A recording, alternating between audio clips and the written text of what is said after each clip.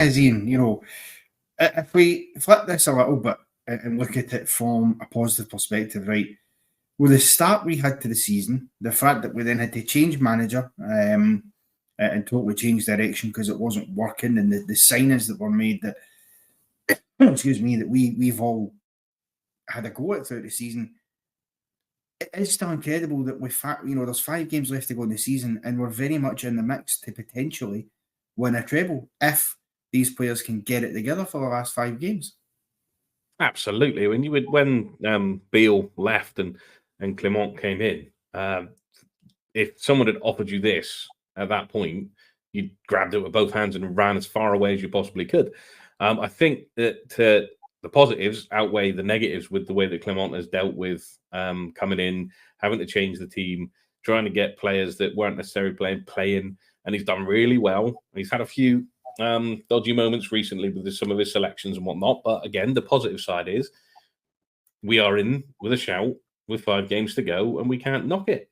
I won't carry on because I do believe we have someone waiting, so I'll let him get in. Yes, indeed we do. I believe we have Mark on the line. Mark, how you doing? What's your point for the guys this evening? Hi guys, I'm doing absolutely great. First of all, before I get my point, congratulations, Ian, becoming a granddad. Thank you very much. Thank you. And my point is, why is it that Lundstram keeps playing every week, and when he's doing basically nothing, he's pretty much a passenger in the games, passing the ball side to side, going nowhere, and Nico Raskin can't get a look in at getting a game when at least he's going to try and pass the ball forward. Whether it comes off or not is another thing, but at least he'll try to open something up in the game for us. So why does he continue to play Lundstram when he's just not performing? Well, Ian, since Mark's became your new best pal, Grandad, you can take this one. If I knew the answer, I'd be sat where Clement is, but I totally agree with Mark. Why Lundstram continues to get a game? Yes, he had that purple patch where he was the first name on the team sheet, where he was the one that you wanted in the middle of that part. But the fact that people like that Dow and whatnot have come in out of the cold and played before Raskin tells his own story, I just don't think the manager rates him, which is strange. You'd expect him to be able to fill the spot, especially when Diamande went out injured. You thought Raskin might get his chance to get some minutes, and it just never happened. I'd much rather have Raskin at this precise moment than Lundstram, because Lundstram at the moment just is terrifying me with every time he touches the ball. It's that he seems to have this elephant's foot at the minute. Every time he gets the ball, it goes about 5-6 yards away from him. I mean, I'd quite happily put Raskin in, but it's that point again, though, that Clement seems to favour him, so I don't think that's going to happen. Mark, you're obviously saying about Raskin there, and so is Ian. So I'll ask you this then: is Raskin really the solution? Do we remember before he picked up his injury, he was coming in for a bit of criticism as well?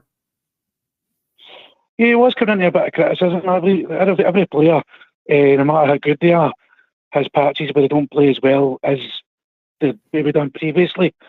But Raskin's still a young player where he could have bounced back and maybe started to play a bit better again with a bit of support from the manager.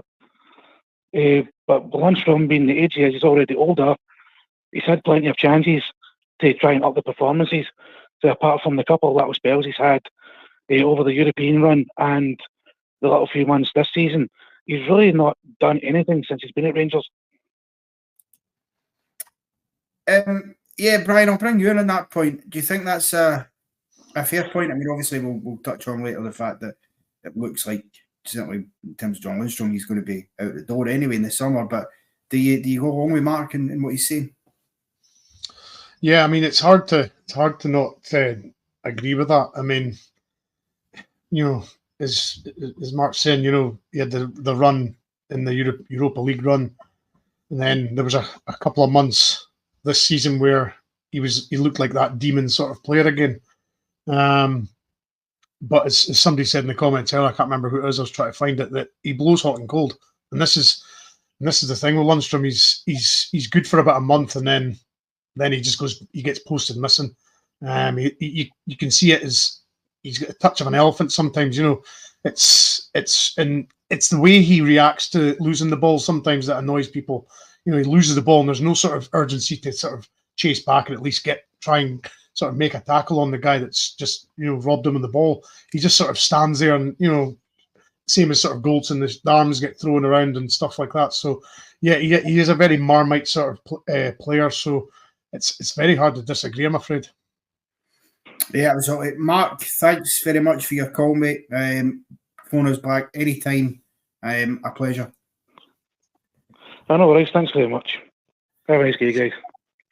Yes, well, thank you. Ian, I mean, I'm keen to touch on another aspect of the game yesterday because there was a milestone reached. The big man himself, Cyril Dessers, the enigma, did get his 20th goal of the season. I mean, I think given how he started this season, I'm not sure you'd ever imagined he was going to get onto 20 goals. No. There was a part of that season where, particularly at the start, where you just thought, what the hell have we bought? It didn't look like he'd run, didn't look like he could shoot. His head, every time he headed the ball, it went over a stand as opposed to in the net.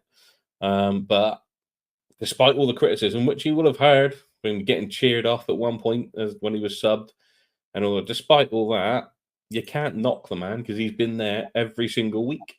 Sometimes, or most of the time this season, it's due to the fact that we haven't actually got anyone else to play him there. But he still had to play the minutes, and he still had to do the job. And he's got 20 goals for the season, something that we've not had for a long time. I think they said it on the Sky commentary yesterday that it was Kenny Miller and Chris Boyd that were the last strikers to do it. So that shows you how long we've been waiting for a striker that can score 20 goals, and that's what we've all been crying for. We've all been saying we need a striker that can score goals, has scored upwards of 20. We've got one, and now it's, but that's not the type of striker we need. He's not the man that's going to take us forward. Obviously, we know that, but I don't think he's a player that wouldn't have any issues being in and around it and coming off the bench and scoring, because he's had some decent performances off the bench. I'm not saying he's the finished article. I'm not saying we can't do any better, but you can't knock him. His numbers are good, and the utmost out of everything, he tries his hardest every single game.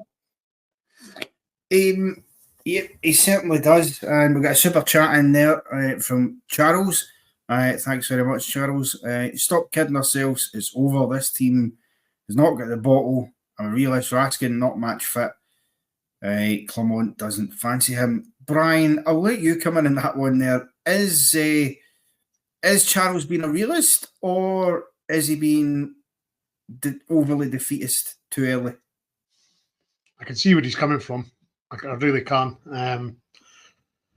It's one of these ones. Yeah, it's a difficult one to sort of say. I mean, mathematically, it's still possible. Believing it as a fan's another thing, and there's a lot of fans now are on the sort of side that we had our chance. We were, possibly to possibly go 5 points ahead at some point, and then we lost against Motherwell, the Dundee draw, the Ross County loss, and I for one, thought if we got to the split with still in the lead, I felt that we were going to do it. But I'm afraid I'm kind of with Charles, and probably 60% of me saying we're not going to do it. But while it's still mathematically possible, you can't ever say it's never going to happen, because we all remember what happened in 2005 when they claimed they won the league when they beat us at Ibrox, and then we went on to win. So, but as you said earlier, though, the goal difference is going to maybe play a part in this as well. So we're 5 goals behind just now. So, and scoring a lot of goals in one game or any game doesn't seem, getting the goal difference up doesn't seem very plausible either. So, yeah, it's again, I'll never admit that the league's over until it is, but it's very difficult to see how and where we're going to, get all these wins. I mean, yeah, Ian, I'll throw that sort of question to you. Be a slightly different slant. No, I mean, Brian referenced there are examples where we have won league titles from this position, and in fact, slightly worse off positions than this, through a variety of combination of things. 2005, as Brian mentioned there, 03, the treble winning season, goes all the way at goal difference. Even 2011, we had I can't remember, was it a draw or whatever it was at Ibrox after a penalty went to Celtic for Samaras, and it looked at that point as if they were in control of it, and then, if memory serves me right, they went up to Inverness and lost. So these things can happen. Do you think there's a chance of that happening this season, looking at how we're playing and looking at how they're playing?